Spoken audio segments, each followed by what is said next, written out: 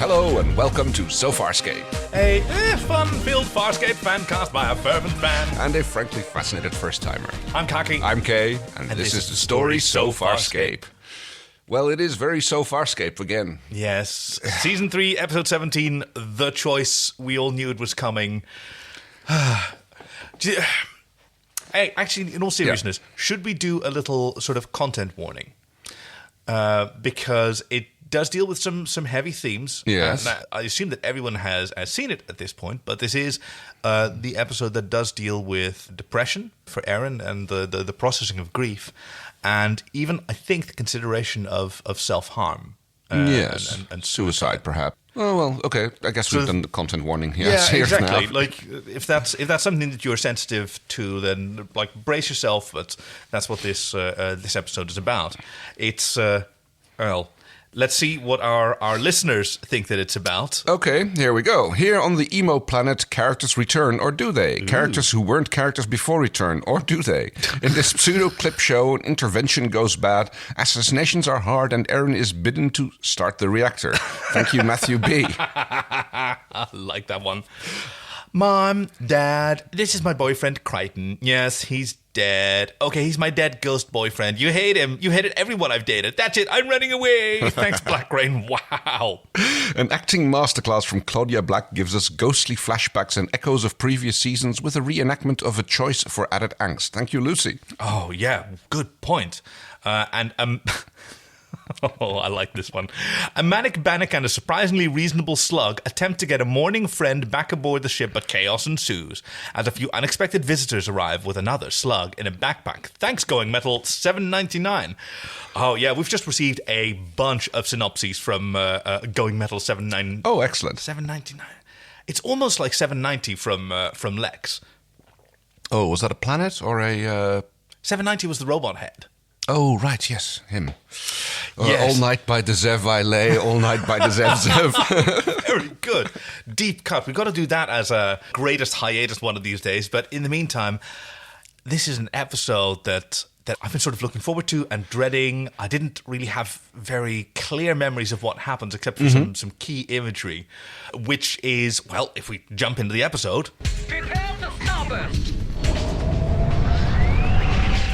Which is what we start with. One of the most startling images was this sort of goth, rundown, Blade Runner kind of... Yes, my first thought was Commerce Planet, then my second thought was Beggar's Planet, and then it went to Planet of the Dead, basically. Yeah, I think you're right on all of those. I think someone mentions that it's a refugee city. It's the planet Valdon, the planet of the mystics. But yeah, they're all hucksters and schemers and maybe genuinely, truly transcendental. There's I don't know. There's sort of a... Well, there's probably a bit of both. You know, there seems to be some genuine articles and a lot of people trying to get in on the action, I suppose. We've got Christian Hayson walking around as well, looking brooding with his hood pulled over his head.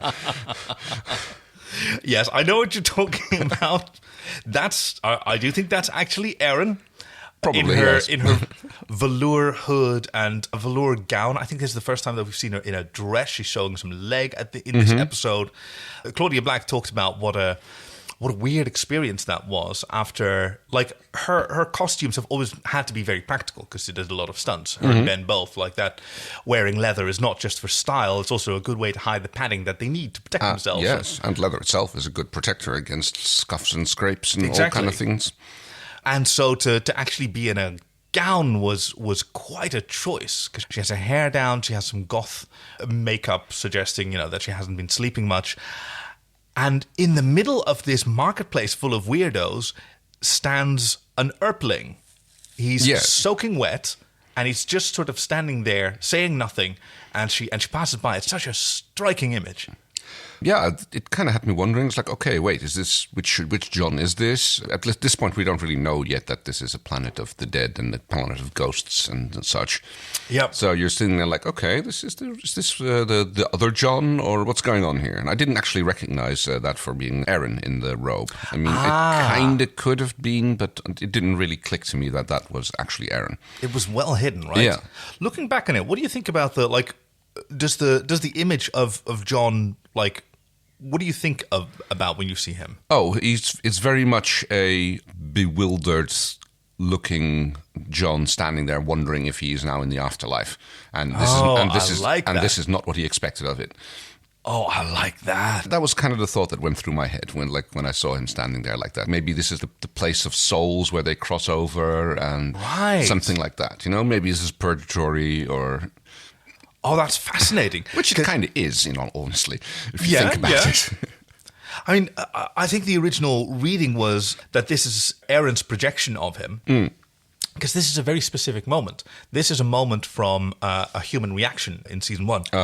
When they go to what they thought was Earth. Yeah. And, like, that episode was fraught with an unexpected rainstorm. So instead of being, you know, beautiful and sunny, it was incredibly rainy. And the same writer and director team, Rowan Woods and Justin Monjo, were responsible for that episode. But that's the first moment that John and Aeryn really sort of connect, right? When they're on that fake Earth. And so for her to, like... This may be the first time that she saw John for who he was on Earth, when he was like sopping wet and desperate at the disappointment of returning to his planet. And that may be a really iconic memory that she has of him. That makes sense, yeah. But hang on, was she actually there? Was that fake Aeryn? No, that was real Aeryn. That was what happened between them was real. Everyone who went down was real, except for dead Rigel. Right. Yes, of course. That's they did. And I'm confusing it with the episode where we have Lani Tupu in high heels, which is an entirely different. Yes, which also won't get fooled again. No. So she immediately gets bothered by one of the beggar type people, the bleeding-eyed one who we'll see later on in the episode. She fends him off and goes on her way. And we cut to the command of Talon, where everyone left behind is fretting over her. Yes.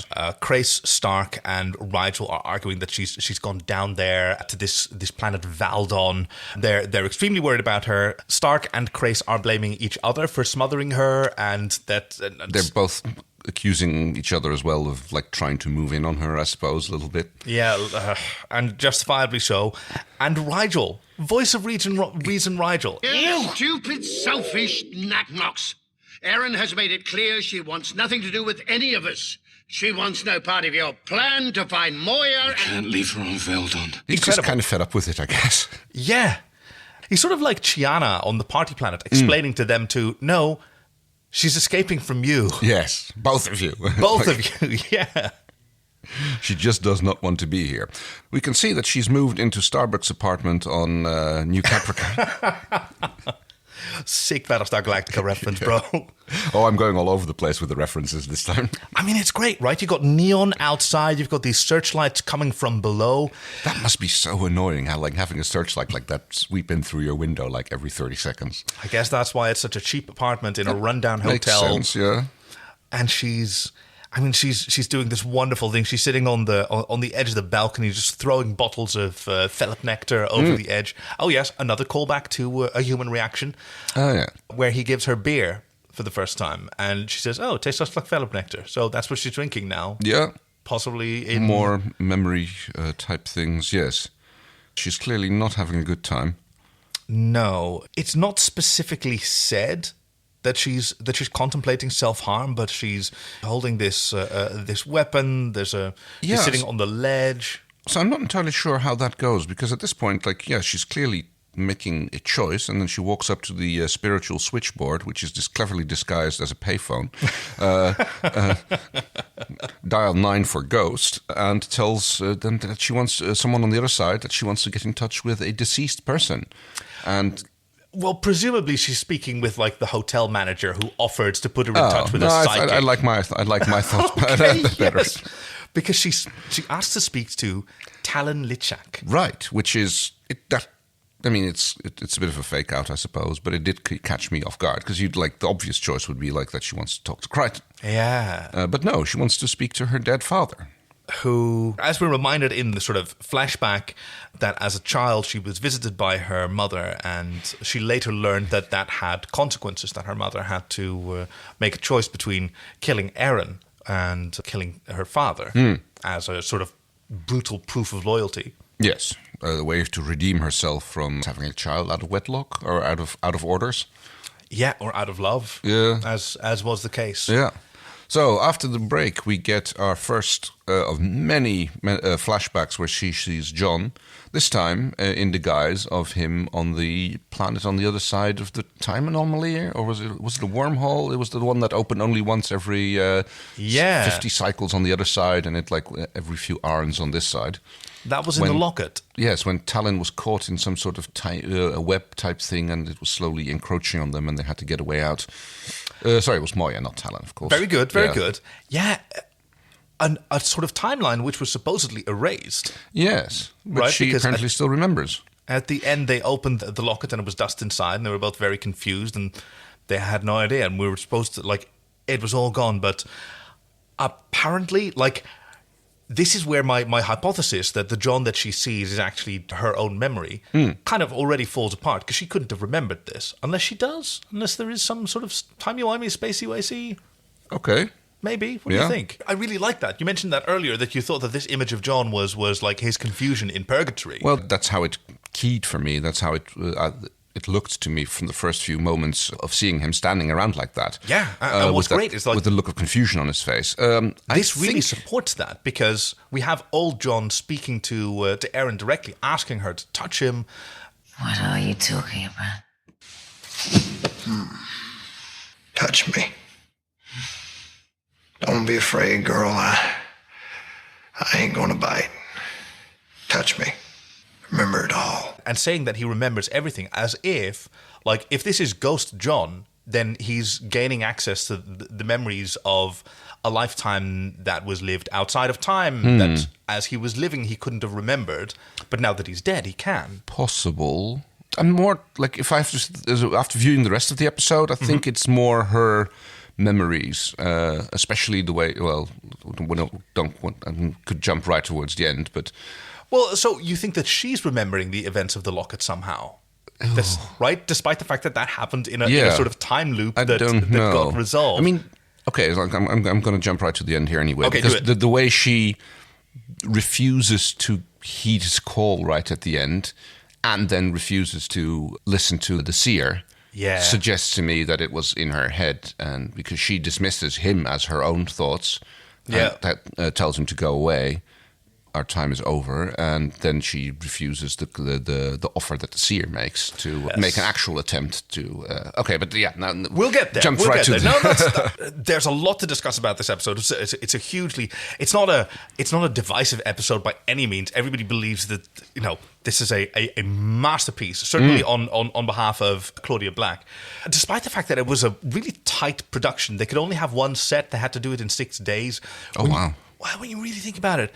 Not much happens. It's a really thin or sort of narrow little episode. There's not a lot of subplots that go a lot of places. Most of it is Aeryn sitting in a hotel room remembering John, and then people walk in on her. Yes.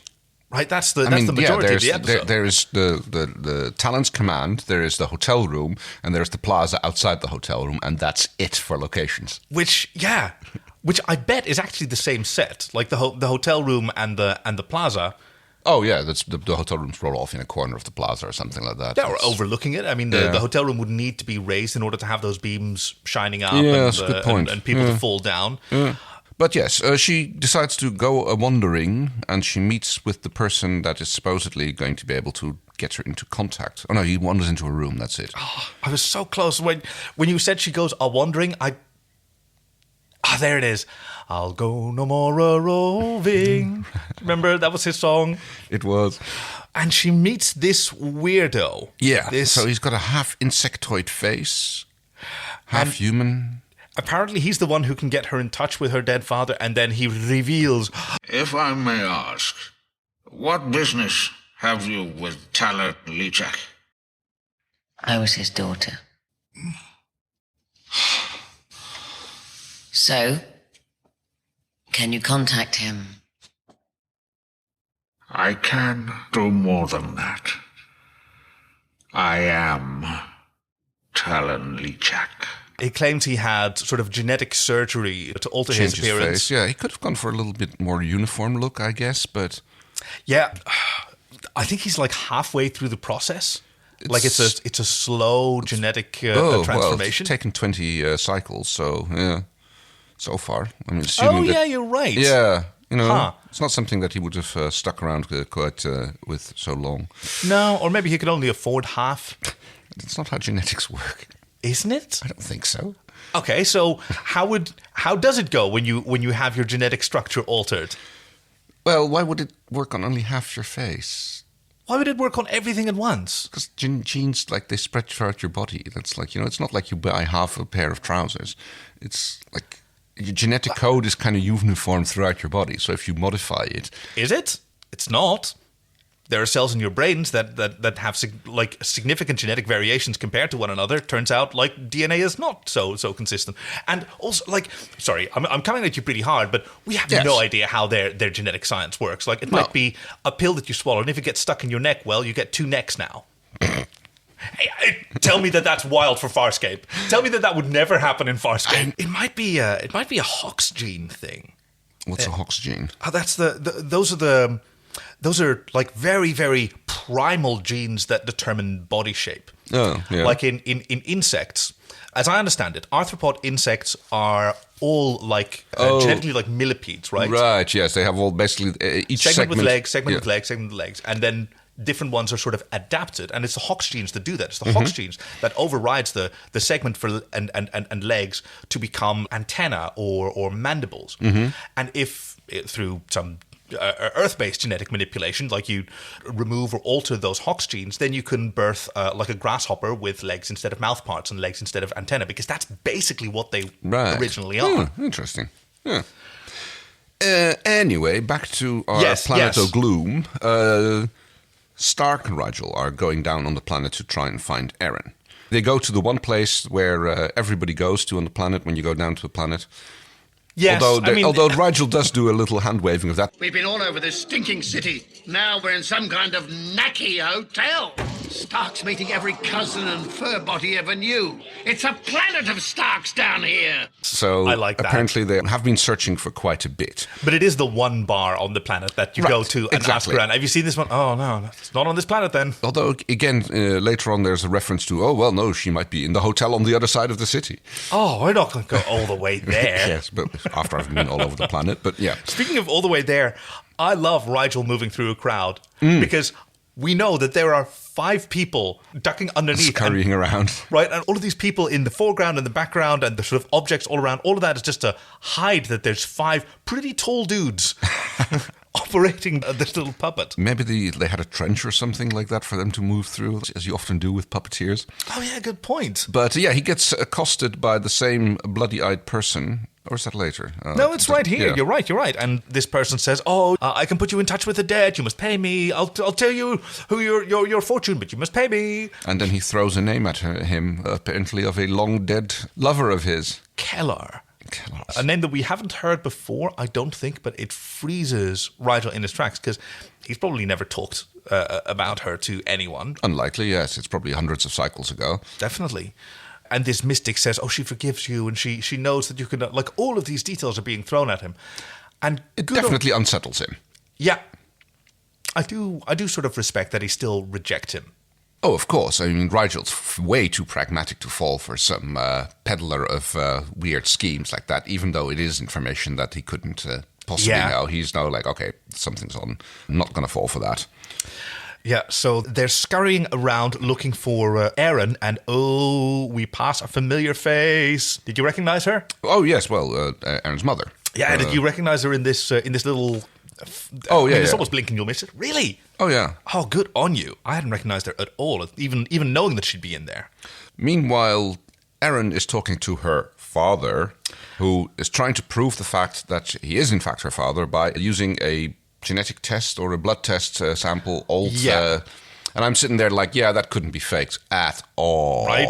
Because, I mean, the only way that couldn't be faked is if she knows what her own profile looks like.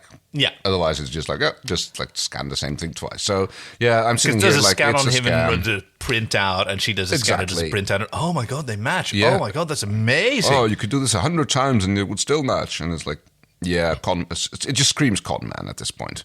What did you think was going through Aeryn's head? Well, probably the same. That she's just like, just sitting there going like, okay, I wonder what this guy's angle is. Yeah. Because even knowing what we know at the end, that she never believed that it was her father, you kind of get that in the moment. In the moment, you see her, like, she's not taking it very seriously. Mm-hmm. I guess it's the sort of entertainment value of, like, palm readers or tarot readers. Right. Good ones, I mean. Because a good one will take your money and will give you a little boost of confidence in return. What they think you want to hear, yeah. Yeah, or but what not you think like you need, yeah. promise anything false or not like introduce any more danger. Like that is a sort of entertainment / therapeutic value that people like that or practitioners of those skills can offer, which is totally valid to indulge. Right? Yes. It's like as long as you doesn't go into unhealthy territory. Exactly.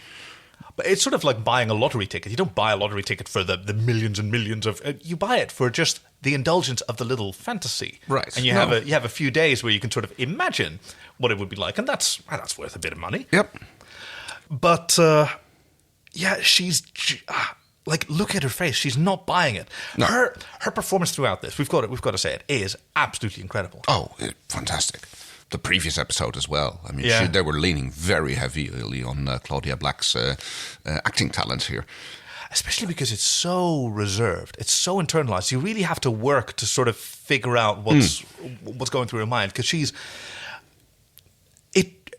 could have been a blubbering mess. Right. And it would have been valid. And there could just be a lot of wistful staring, but that wouldn't be hardly as interesting as what she does here. Yeah, the director Rowan Woods in one of the commentary tracks on this episode talks about just how astonishing Claudia is and how she really does her homework, he says. Like, she spends weeks preparing for these episodes. In her commentary track, she corrects him. So, no. I procrastinate for weeks and then oh my God. She's much more like us in that regard. You can make an hour's work last 8, or you can do 8 hours work in an hour, depending on the need. Yes, but he's astonished at how she plays against expectations, and it's not just to do something different than what people expect, because it would have been entirely valid for her to be teary, and because she had that moment at the end when John had just died. But these radical decisions to instead keep everyone at a distance in an episode that's all about her character, and then her character's completely inaccessible. And it's such a bold move. Yes, but that is actually very much in character for Aeryn. Yep. Like, she's going back to the closed off person that she was at the beginning. Yep, that's what's protected her entire life. Yep, and she'd opened up to John, and now John's gone, so it's like back into the old ways. Yeah, because she doesn't give up. Like, she comes close to contemplating suicide here. I can't believe that was ever real for her. No, I would say not, no. I mean, it's something that might have crossed her mind, but then probably fairly quickly dismissed. And the fact that she had the thought probably steeled her belief that she had to just go on ahead. And I think that's very much shown again in the last scene, where she just John beckons her and tries to get her to come back, and then she goes like, no, go away. Yeah. I'm moving on. Even when that choice is, it leads away from happiness for her, right? Even her choice, which is to become a soldier again and to return to the life that, she was finally growing out of. But it's still better than giving up, because that's just not something she does. Yeah.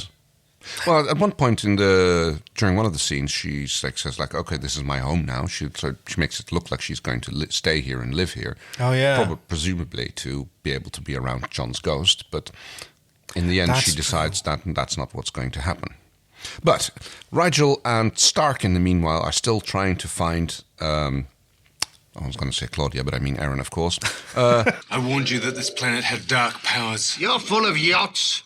This whole place is full of yachts. Stark is leaning over the table of some sort of guy whom I'm not sure if he was the albino from the Princess Bride or Riff from Rocky Horror Picture Show. It's like one of the two, maybe both.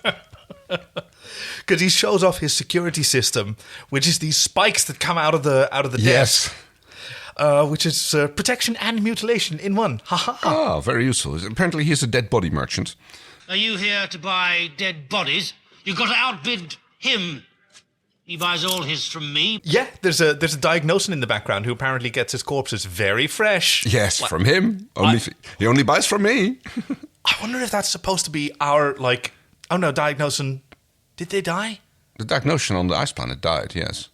It was killed by Scorpius.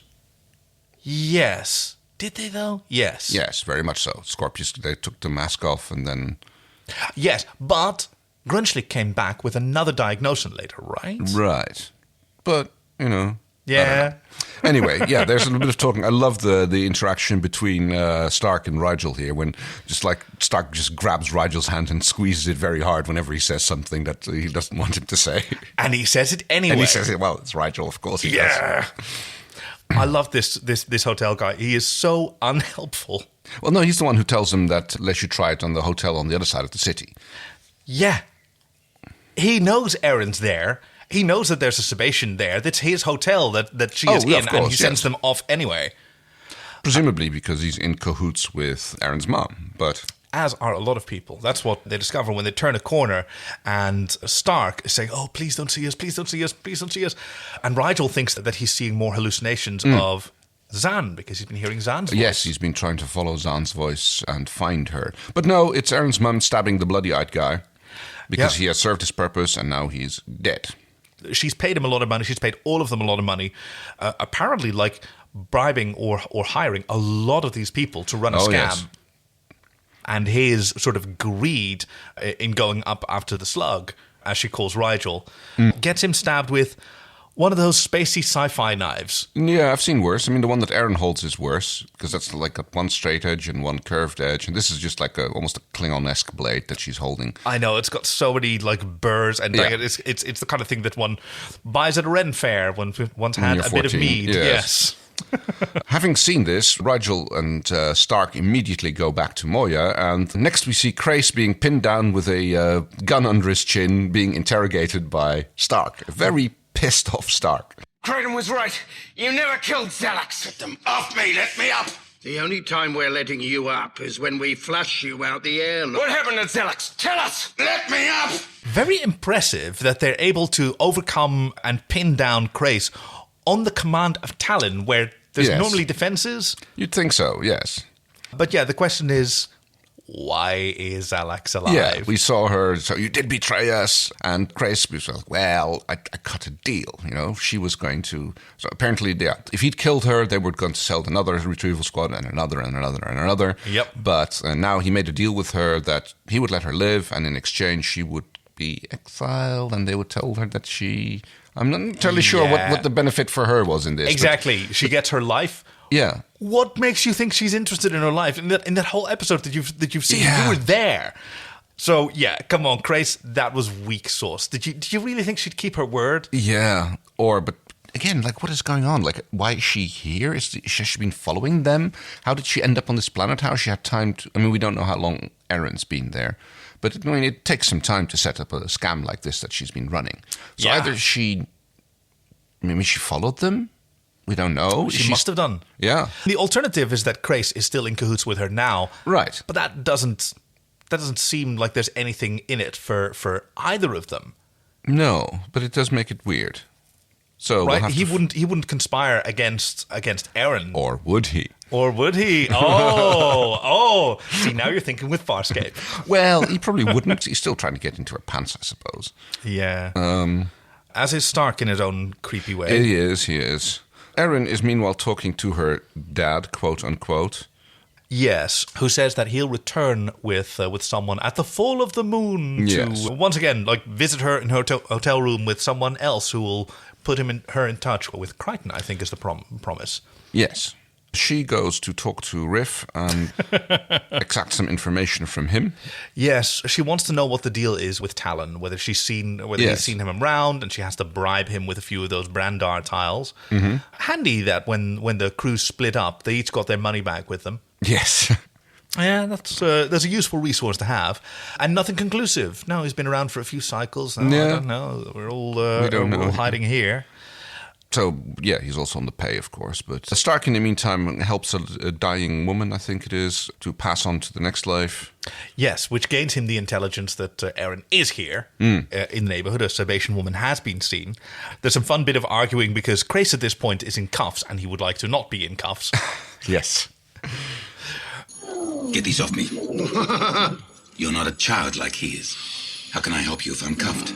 Oh, you'll help. If someone starts shooting, you'll make a very good shield. He's definitely outside the circle of trust again. And when the circle of trust is Stark and Rigel, you're in trouble. Aeryn grabs some bottles of Felip nectar. So yeah, I was wondering about that, because like that scene with Riff is over very quickly. It's like he kind of looks over to those bottles and goes like, oh, looks like someone needs some Felip nectar, and then she kind of agrees, and just like that whole train of conversation that they've been having just is immediately cut off. She wanders off, and that I thought that ended way too abruptly. Yeah. If she was in a sort of right state of mind. Fair point, yeah. No, but I'm agreeing with you. Like, it was a really weird end, and it was really kind of jarring. And I feel that sort of shows that Aeryn is really impulsive at this point. She's not her strategic self. And she's somewhat hedonistic as well. The appeal of not just like indulging in some alcohol, but specifically like that lets her wallow in her memories of John. That is a very good point, because that's exactly what happens. After she sees a couple kissing, then it immediately cuts to a memory of her and John kissing, even as she wanders into her apartment with her drink. Yeah. There's a flashback to, the first time that I got it on, which was in the flax, in the sort of high oxygen or low oxygen environment. Yeah. Then some proper kissing. I can't exactly place the episode, but it's definitely like season 2 or season 3, judging by John's sideburns. And she walks into her room, and she finds John in his white tank top and jeans. When it was still white. So this must be season 1. Season 1, once again, a human reaction to what he was wearing the first time that they actually spent the night together and made love, I think is fair to say at that point. Recreated. I think they've recreated before. I think that's what they did in the flax, but this was... Right. This is rudely interrupted as Stark finally manages to locate Aeryn's room and shows up with Grace. Yeah. He asks if they can come in. He threatens to shoot Grace, and which actually causes her to come out rather than invite them in. You look terrible. What have you been doing? You've been... This is serious. We need to talk. Can I come in? She's so in control of this scene. Everybody wants her. Wants in the sort of mental, emotional, a trust sense of the word. Yes. They want to be embraced by her and included in what she's going through, and she's keeping everyone, including all their drama, at a distance. Even as she walks out, like, oh, they're at each other's I guess throat again. walking out of the room is actually a good metaphor for like not letting her into her mind, which is what the room really is. Yes, that's a really good point. Because she steps out and she first confronts Grace very bluntly. On his... Oh, you still want me, don't you? And she gets almost like sexy with him. She's sort of torments and challenges and invites him at the same time. Whereas she keeps Stark well away. Please don't touch me. It's such a weird harsh contrast, moment. Because just that moment, he's saying to her that, you've got to come back. I would like to take care of you. And she says that would be nice. And then immediately, don't touch me. And then she turns on him as well. And she tells him, do you know what makes you so much worse? Is that you think you're so much better than him. Oof, yeah. Harsh, but fair. And oh God, like this is something that a lot of people, and certainly a lot of young women, I'm sure, have gone through. That all of these people fawning over them and maybe like not doing such a good job as they think at keeping it secret, and then having to live with that, having to live with somebody who's creeping on you and tolerating it to spare their feelings, and then eventually having to confront them. No, I know that you're a creeper. Yeah. Ugh. And you can't have that illusion anymore that you're a good guy who's just... And she leaves them both. Yep, leaves them in the hallway. Rigel gets accosted by another weird person. Yeah, it just sort of screams something in an incomprehensible language. Yeah, kind of bumps into Talon, who is carrying a weirdly shaped box. And then he goes to confer with Aeryn's mom, with whose name I keep forgetting. Xanax. Oh, no, wait. Because he's reporting on his progress so far, and he's in cahoots with her, and it's a scheme. Yes, so here I'm thinking they're clearly in cahoots with her, but, like, is he his husband still? Like, is it actually for real? They kind of leave it hanging here, whether or not it is him. Yes, right? Because even though it's a scheme, it might still be her dad. Yes. Because the universe is that small. God, notice all the tight close-ups on Linda Cropper, because like at this point, the costume department gave her this really messed up wig with alopecia. They wanted to suggest that she'd been through a war. Alopecia is a condition where certain parts of your hair fall out. Oh, right, yes. Right, and she kind of has this, like, what looks like massive scarring on the side of her neck. Which she had already. Like, a lot of that she had. But yeah, she's been through the ringer. But the director didn't know that.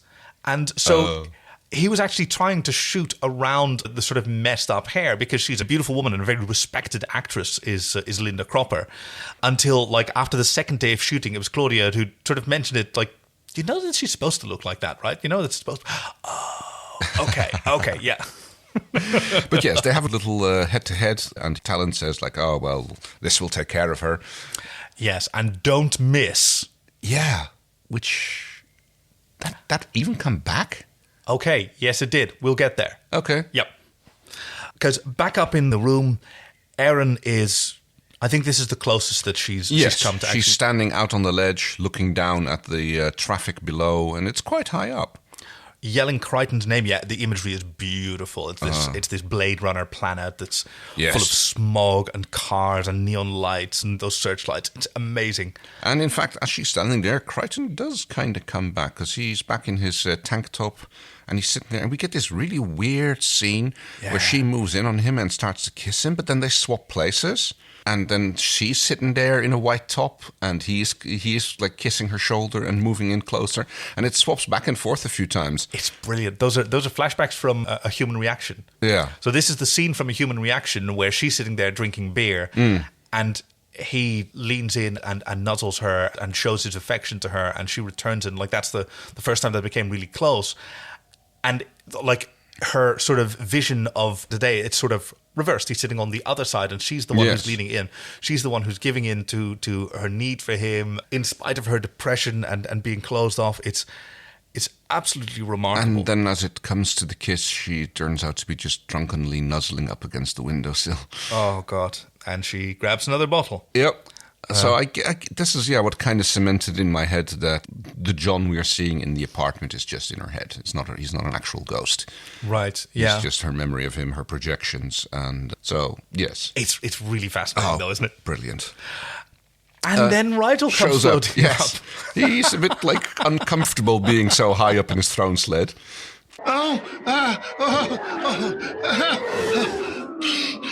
Please, could we go inside? This height. You're not going in there. Huh? It's a useful little thing to have. Yeah. Yeah, his God, when he catches an updraft, like one of his moustaches and earbrows get tangled up together. Yes, it's fantastic how his hair gets blown out of place. He's basically pleading with her to come back if he can come in too, which he is not allowed inside either. Yeah, and he very explicitly talks to her. Rigel is usually the Dr. Smith of the series, from Lost in Space. He's a menace and a schemer and bringing out the worst in people, which is fantastic. But those moments where he's one of the wiser people there. He's been around the block for a while. He's had his heart broken many times. He's been wounded many times, and that's where a lot of his knowledge comes from. So he's actually able to speak to her at a level of like, he doesn't just want her to come back. He wants her not to harm herself, because that's not worth it. And he talks about his own experience with loss, with Kalor, that he was just reminded of. Yes, he tried to forget about her for a long time again, I think. Yeah. Which kind of leads into what you said last time about him telling John that it'll be hard not to think about you. Wow, yes. Wow. He's going to. He's going to try not to, but he will. Yeah. And she sent him away. Yes, he can't come in, and she tells him to go away, because at that point, Talon shows up with, this, like, pot-shaped... Yeah, it's kind of like light bulb shape, but a lot bigger than that. And he puts it on the table, and it opens up, like almost like the canopy of a fighter jet. Oh, yeah. And inside we have, indeed, the mutant from Total Recall, basically. It's Quato. Yes, that's his name, yes.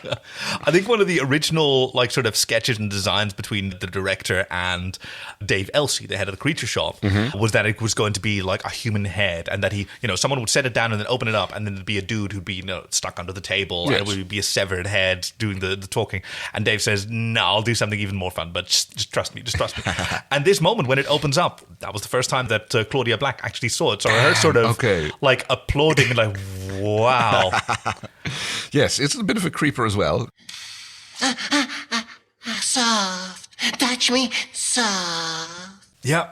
Voice of puppeteer Mario Havulis, the first time that his sort of voice was there used, which turned out excellent. Like the lip syncing is incredible. Well, it's easy if you let the puppeteer do that. Yeah, that's what they do. It's really high quality work. Yeah, they went for It's a Mutant Baby, and they went for imagery based on survivors of thalidomide. Oh, yes. The medication that turned moist out to produce skin, tiny little hands, 4 eyes. And Claudia talked about how Dave Elsey, like his least favorite responsibility as head of the creature department was ordering year's supplies of KY every week. J-Lube. He's such a modest man. And yes, after she touches him for a little bit, there's suddenly a light up, and we get a clamshell prediction in the top part of the shell that and it's John. Who says, you have to find me, you have to... Yes. Now, I know that there's a lot of opinions about like what the different Johns in this episode are. I am firmly convinced that this one is a fake. Yes. That this seer is a huckster and a fake. He pretty much admits to it at the end, where he says, the other thing we did might have been a little bit tweaked, but we can do a real one. We might be able to do a real one. So yeah, this was fake. This was planted by Xanax. And even after the end, I think he's still full of shit. I think he's still... Oh, well... Yep. I'm not saying he's not, but he might be for real. I don't know. It's... See, that's the art of psychics, right? Of sort of sideshow psychics like this is simulating. Because, like everything he says to her is cold reading, right? He teases her with, you seek someone you loved, someone who touched you softly, which is a technique that people use to glean information while seeming to provide it. But yeah, this is incredibly distressing. And now Talon has his hooks in Aeryn because he says, okay, well, what the seer Croesus, as he's known, says is we need a being called the Centaur who can sometimes transform spirits into flesh. Yes. And she's like, I don't know, I don't think she's buying it. Like, she considers it for a moment, but she's not buying it. Yeah. It's that what I'm reading here, and it's just my reading, is she enjoyed indulging this because it gives you the pleasure of imagining it like a lottery ticket. And now she's being offered the same rush, which is, the hope of the Centaur. And now she can't enjoy it as much. And she's sort of disappointed that even when she's indulging it, it's not giving him the same sort of comfort and pleasure. Right. Whereas she just goes for a lie down, presumably tells Talon to GTFO. No, she tells him to, all right, arrange it. But she lies down and... her memory of John returns, and for a moment it's flashing back to the flax and enjoying that passion. That memory. More flashing back to lovemaking. I mean, this must be for... and then we get the first scene where they're both in their suits and ripping them off. Well, ripping is a good thing because her fantasies get rudely disturbed by the arrival of her mother into the apartment. Bit of gun pointing. Yes, and Aeryn doesn't even look that surprised. Even before that, she's taunted Stark and Crace with, you'll never guess who I've been seeing. Yeah. No, your mum's really here. Yeah, so's Crichton, so's my dad. It's a wild planet, this. And she's actually here, and Aeryn, she barely moves. She barely responds. There is a moment when Xalex tells her to sit down where she looks down at the chair. And I think in that moment she was looking for her gun, which isn't there. Yeah, possible, yeah. Which Mum remarks on. Soldier without her weapon, that's against regulations. Which is a bit of a weird taunt because she knows very well that she's no longer a soldier. And I noticed in this scene, Mum was exceptionally callous here. Yes. Quite different from the way she was on the planet of the Vines. Yeah. How do you see that? Oh, I'm not sure. She's probably pissed off at what happened to her. Yeah. She pretty much admits to because she apparently had to amputate her own leg, which really hurt because it got infected. Yeah. And she's going through a weird... she found a replacement, clearly, because she's strutting around. Yeah, very much so. Well, let's get to that in a moment, because first she shoots Talon, or presumed Talon. Right. So, Talon walks in, and here is a whole bit of sort of fake drama where he's offering his life. Shoot me and leave Aeryn alone. That's something that they arranged. Mm-hmm. But I'm pretty sure that he's wearing chest armor. Right, I guess that makes sense of the don't miss. Right. Right, yeah. But then she changes her mind, and you're too ugly to be killed like this, and she orders him to turn around, and he goes... shoots him in the back. Alex? Yeah. Alex? Shoots him in the back, yeah, instead. So he is actually dead. And, instead of just being fake dead. And this is her tormenting Aeryn to relieve herself of her own torment, that she can enjoy her daughter's pain, which is so fucked up. Yes. There's quite a bit of a talk about history and how she explains that how the High Command gave her the choice to kill either her husband or her daughter, but one of the ones should be sacrificed, and then everything would go back to normal. But no, it did not. Then High Command betrayed their promise and turned her into an assassin because they made her kill again and again and again. And she cared less and less about it. And like these layers of Zalak Sun are being sort of revealed, just how much pain she's exorcising in her pursuit of her daughter. Because she wanted to be a pilot, and she was a pilot, but then she became an assassin. Right, so she must also be envious of Aeryn, who got to have a career as a pilot. That's why she was born and bred. Who also isn't a pilot anymore, but, you know. And had something better. And it's only like...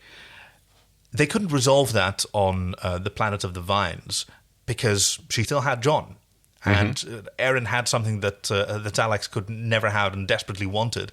And now both of them are related in their loss. Yeah, I guess Mum was jealous of her daughter's boyfriend. Oh, okay. Of her daughter having a boyfriend? That's what I mean, yes. Okay. She's not Furlough. Furlough wanted John so badly. Treacherous Furlough. Yes. Oh, you broke my heart. So, speaking of breaking hearts, well... threatening with instabination is Stark has pulled Riff over the counter and literally, and he's being interrogated, and Rigel threatens to use the spikes on him. Tell me again, how do you activate the security grill? No, don't touch that. Why? Will those speary things shoot up? Look, I had to lie to you. If they don't, if he doesn't tell them what's up, what's going on. Well, there's a secret elevator they can use. Oh, yes, it just happens to go to the apartment that I put her in. Isn't it? Yes. Because there's apparently also like an army of mercenaries descending on the hotel. Which I guess that Mom set up to they sort of backup or something, or kill everybody else. We saw that she had some hired muscles from earlier on, and that must be where what she's got still. And they're coming into the hotel. Grace asks to be de-handcuffed, and Rigel, yes. It takes him a minute, but once the shooting starts properly, yes, he agrees, and yes, de-handcuff him. Turns out that Stark is actually pretty good at helping people pass over to the other side. God, he's had enough. He's a good shot. He's standing out in the open, and it's just one shot, one kill, over and over Everybody and over. else, all the mercenaries are missing left and right, but Stark is just blasting them away. And he got some lessons from Zan, I think. Yes. Because Grace crumples up into the tiny little elevator under the desk, and I'd like to imagine that it's sort of like a pneumatic postal tube. That he just faxes himself up to the 19th floor. Yeah. Yes. As he pops, battles his way through some more of these mercs, and approaches Aeryn's hotel room, which he happens to know which one it is. Well, he was out there before.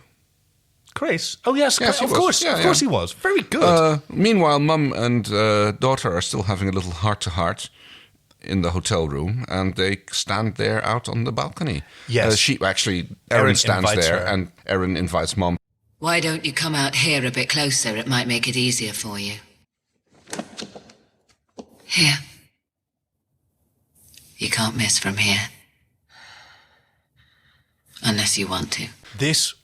Okay, so I've remarked before on why I thought that Zalax taunted Aeryn back on the Vine planet to make it easier for her daughter to kill her. Right? Yes. That was my reading, which not everyone agrees with. But it's reinforced by this symmetry of her daughter offering to make her death easier for her mum as well. Right? This bizarre connection. I I really don't think that Aeryn wants to die, but No, I don't think so either. She wouldn't be bothered by dying at this point, but she doesn't want to die. Right, because as a soldier, she's trained and she's confronted mortality in a way that people generally don't. So there's that acceptance and like this connection with her mother. Yeah, it is the most powerful connection. She's the only one that she's let into her apartment. Yes. Right? Her dad, Talon, as well. But yeah, under pretenses. She didn't really. Yes. But yes, sort of the invitation to come out onto the balcony. That's we'll do this together. We'll be genuinely actually helps her put the gun up against her throat. And I love what she said then. It's like, you can't miss at this range unless you want to. Yeah. And I mean, what do you think? Is she putting the weapon down? Would she? I think she did. Yeah, right. Yeah, I don't think she would have gone ahead. But we never get to know because Crace chooses this moment to burst in through the door and shoot Xanax. Yep. I mean, he sees Xanax turn the gun on him. There's nothing else he could have done. No. And she dies in Aeryn's arms. Well, not quite. Yeah, good point. No, she again, She like falls we have the same thing. It's like a mother again making it easier for her, and she goes, "Let's just let go." And I think that's more not just in a physical, but also in a metaphorical way. Oh yeah, very much so. Of letting her go, and yeah, she's mortally injured, and Zan. Oof. She's mortally. It is the planet of the dead, isn't it? Very good point. Yes, but Aeryn does indeed let her go and watches her fall down into the traffic, and thus ends Xalak's son. Yeah, no more Xanax. Well, maybe she's still alive. It's like this. I don't genuinely believe that. No, nobody did. There were fans on the forums about, but you never know, she might have survived. And that would undermine a really fantastic episode. Yes, it would be a betrayal, or would it? No, it's not. But yes. It might be. But no. Back to Talon, the ship this time. The true Talon. Right, where Stark has left a message because he is leaving, or at least he is staying. He's not coming back on Talon. He has something to do here. He's searching for the voice of Zan, and he needs to find things and do this. And he has left his mask. Yeah. You can see Rigel fidgeting with it and curiously looking at it, and he tells them that they should take it to John. Yep. Because he'll know what to do with it. Yes. And while we sort of await this mystery, this was because Paul Goddard was going to perform at the Royal Sydney Opera. Oh, okay. So they had to be off there for a week or so. Yes. Unfortunate timing, but so go the careers every now and again. Perform as what? Oh, I don't know. I'll look it up. No. I'll look it up because that's certainly an interesting thing to know. But yes, Crace has, what can he do with it? It's just setting up a new plot thread that I don't know whether I did the right thing telling you that. It's sort of like peeking behind the curtain, but I really kind of like that. I like seat of the pants storytelling where one of your main characters says, yeah, I've got another job and it kind of can't wait. And can we ride around it? Okay, then we kind of have to. I mean, we've kind of seen this with Stark before, like when he first disappeared after the Aurora Chair episodes, and then a couple of episodes later at the beginning of season 2, I believe, he was suddenly back again with information about Dargo's son. Yeah. He's well known to being able to go off and do something and then find Moya again. Speaking of finding Moya... Talon believes he's located Moya. His long-range scans have detected Leviathan transmissions from the Mana Nebula. Talon has received a signal. Yes. But then again, that's quite a big distance because nebulas are generally not within galaxies. Like they're things like they're galaxies on their own, right? You're assuming that the Farscape writers know what a nebula is. Fair point. I mean, I think it's very impressive that they generally talk about like galaxy and universe quite well, but no, it's not that kind of... It might be something that looks like a nebula, or who knows. And then we finally come to the final scene, which we've already talked about a few times during this episode. Where Aeryn is standing around. She's packed her bags. We've still got the freaky... She's combed her hair again? Yes, she looks completely... She's wearing a tight suit. She's got her gun again. Yeah. And I immediately noticed that the freaky-ass desk lamp with the seer inside is still standing on the table. I'm just like, okay, are we forgetting about this guy? Yep. Because there's there's an image of John that appears, and she speaks to him, and she says she's going back to what she knows. She says that she could have genuinely changed. She might have been able to change if he'd lived. Yes. And he asks her to come over and touch him again, and she goes, no, go away. She rejects him. She tells him to go away. It's time to go, I think she says. Yeah. Which, like... And then on the next... Yeah. It feels like she's taken the advice that her mother gave to let go, and she took that to the extreme. Yes. Let go of absolutely everything. And on the next sweep of the searchlight, John is gone. And this is when Quato, Seer Croesus, makes another pitch. Like, we could try again, and it could be real this time. And I think that's just Velcro. I think he's one of those like bad sideshow psychics who abuses other people's emotional vulnerability, and which is the lowest thing you can do. Yes, but her mind is made up. She resists his offer, and she wanders out. And end of the episode. She gives me a Woody. She gives you the willies. Oh, I have not thought at all about this yet. I just realized, oh, fuck, what are we going to do? Oh, well, okay. I mean, I think Claudia Black's performance got the Woodies last time round. I mean, that would be like... there's nothing else that comes close. I mean, that's... Pardon the vulgarity, double Woodies. Right? No, but no, right. I get. In as much as that is the highest honor that we can bestow on anyone. I mean, Riff Raff was fun, I really liked Rigel in this episode. He had a lot to do. Yeah, he had a lot to do, and he was actually properly useful. It's like it almost seems like he is starting to care for his crewmates. He wasn't sleazy. He was helpful. He was constructive. He was active. He clearly put himself at discomfort in order to talk to Aeryn. So I think, I mean, he showed how much value he places on the people around him. So maybe a bit of Woody for Rigel as well. Oh, I like that.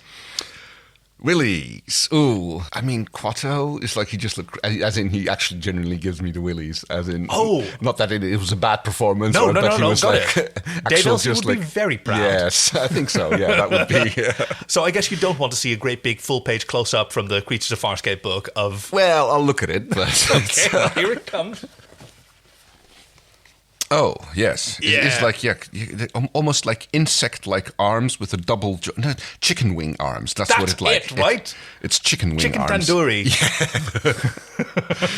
Yeah. Yes. Oh, it looks fantastic. Am I allowed to flip the page? Is there more on the... Yes, you can flip one, because Talon Lichak is on the next one. Oh, yes. Yeah. There we go. A truly fantastic makeup, that half insectoid sort of spider-like face with like... must have been taken forever to put on. And again, a lot of KY again, as I see it. Yeah, it's right. Just liberally slathered on there. And this mandible bit coming out of the corner of his mouth. Yeah, that looked like... Oh, that and he must could be still speak. Yes. It's not his real mouth.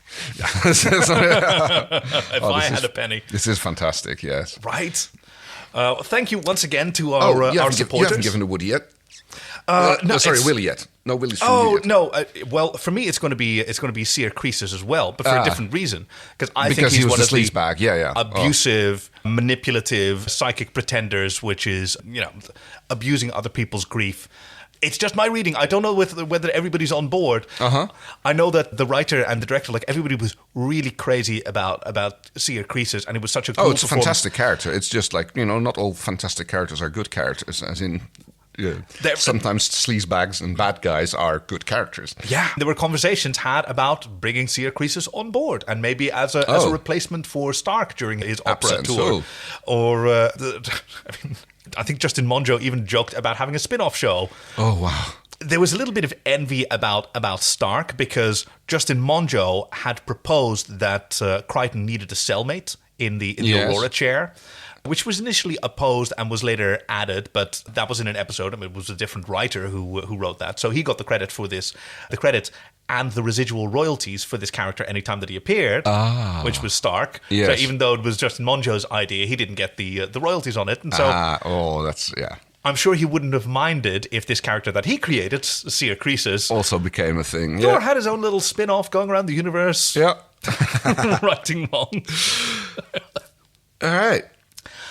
And that's the story so far, Farscape. please join us in 2 weeks' time for episode 318, Fractures, in which a group of escaped prisoners come aboard Moya, followed shortly by Aeryn, Crace, and Rigel, who have finally returned from Tallinn. With Tallinn, I hope, but Yeah. I decided to give you a little treat and not do another teasing one. This is and to just say exactly what it says on the tin. Okay. Back to the roots of Farscape, some escaped prisoners on a ship, a living ship. Yeah. Thank you to all of our listeners for sending in your fantastic synopses. We got a whole bunch. We absolutely love reading them. If you want to send in a synopsis of your own, or you want to help us out, keep the lights on here at So Farscape Studios, or you want to send us some fanfic, we've really been enjoying some of the fanfictions that have been sent to us. Please make sure they're safe for K. Check them for spoilers. Yes. Up to the episode. You know who I'm talking to. You know who you are. And please send them to us. You can find the links to all of that at sofarscape.com/links. I'm Kaki. I'm Kay. So Farscape, so good.